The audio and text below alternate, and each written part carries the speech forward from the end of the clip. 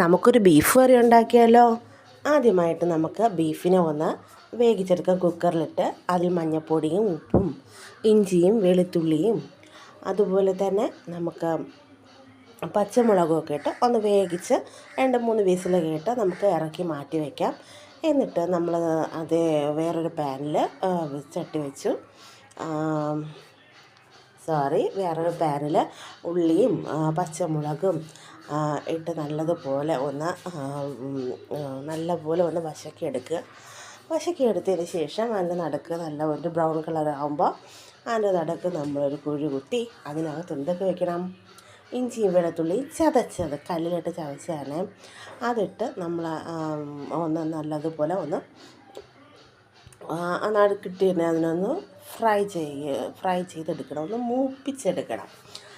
അങ്ങനെ അതെടുത്തതിന് ശേഷം നമ്മൾ അതെല്ലാം കൂടി ഒരുമിച്ചൊന്ന് മിക്സ് ചെയ്ത് അതിൻ്റെ ഇഞ്ചിയും വെളുത്തുള്ളിയും ഈ ഉള്ളിയോടുകൂടി നല്ലതുപോലെ വഴറ്റിയെടുക്കണം. നല്ലതുപോലെ വഴറ്റിയതിന് ശേഷം അതിലോട്ട് നമുക്ക് പിന്നെയാണ് നമ്മൾ അതിൽ മസാലകളൊക്കെ ആഡ് ചെയ്യുന്നത്. അപ്പോൾ അതിന് മുമ്പ് ഈ ഉള്ളിയോടുകൂടി കടന്ന് അത് നല്ലതുപോലെ വശക്കി എടുക്കണം. അപ്പോൾ അതങ്ങനെ കടന്ന് വശങ്ങി വരട്ടെ. കണ്ടില്ലേ, അത് നല്ലതുപോലെ മൂത്ത് വന്നാൽ അതിൻ്റെ ഒരു ടേസ്റ്റ് ഉള്ളു കേട്ടോ. അപ്പോൾ അത് കഴിഞ്ഞതിന് ശേഷം നമ്മൾ ഒരു തക്കാളി ഇട്ടത് കാണിക്കാൻ വിട്ടുപോയി. അതിലോട്ട് മുളക് പൊടി 1-2 സ്പൂൺ ഇട്ടു ഞാൻ. അതിൻ്റെ കൂടെ വലിയൊരു സ്പൂണിൽ കുറച്ച് മല്ലിപ്പൊടി ഇട്ടു. അത് കഴിഞ്ഞിട്ട് നമ്മളതിട്ടത് കുരുമുളക് പൊടിയാണ് കേട്ടോ. അതൊരു 1-1.5 സ്പൂണ് ഇട്ടു. പിന്നെ അത് കഴിഞ്ഞിട്ട് നമ്മൾ ഇട്ടതെന്ന് വെച്ചാൽ ഗരം മസാല പൊടിയാണ്. ഗരം മസാല അത് ഞാനൊരു 2 സ്പൂണ് ഇട്ടായിരുന്നു കേട്ടോ. അങ്ങനെ 2 സ്പൂൺ ഇട്ടിട്ട് ഇതൊന്ന് മൊത്തത്തിൽ മഞ്ഞൾപ്പൊടി ഇട്ടു. ഇതിൻ്റെ കൂടെ മഞ്ഞൾപ്പൊടി ഇട്ടിട്ട് നല്ലതുപോലെ മൂപ്പിച്ചെടുക്കുക. നല്ലതുപോലെ ഇട്ട മുളക് പൊടിയുടെ എല്ലാ മണവും മാറിക്കിട്ടുന്നത് വരെ, ഒരു പച്ചമണം മാറിക്കിട്ടും വരെ അത് നല്ലതുപോലെ ഇട്ടൊന്ന് ചെറു തീയിലിട്ട് നല്ലതുപോലെ മൂപ്പിച്ചെടുക്കണം. ഈ മൂത്ത് വരുന്നതിനാണ് അതിൻ്റെ ഒരു ടേസ്റ്റ് ഇരിക്കുന്നത് കേട്ടോ. അങ്ങനെ ഏകദേശം ഇതാണ് മൂത്ത് വന്നത് കേട്ടോ. നിങ്ങൾക്കൊക്കെ അറിയായിരിക്കും. പിന്നെ ഇതിലോട്ട് നമ്മൾ വേവിച്ച് വെച്ചിരുന്ന ബീഫിൻ്റെ വെള്ളം കാണുമല്ലോ, ആ വെള്ളം വീത്തി തിളപ്പിക്കുക. കഷ്ണം ആദ്യമേ ഇടണ്ട.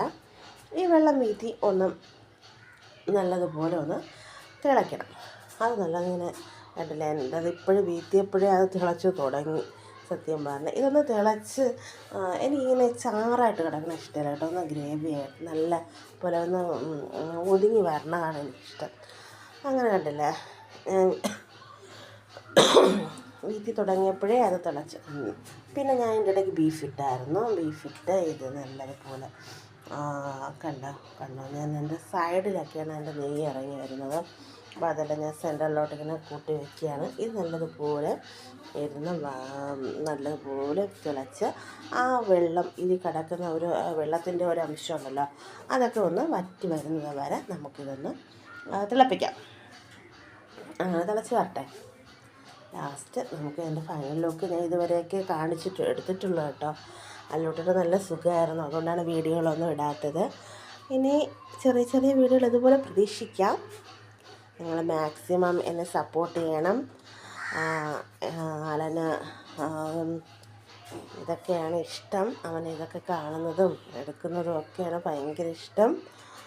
അവൻ്റെ വീട്ടിൽ അവൻ യൂട്യൂബ് കാണുന്നത് യൂട്യൂബ് പാടാണ്.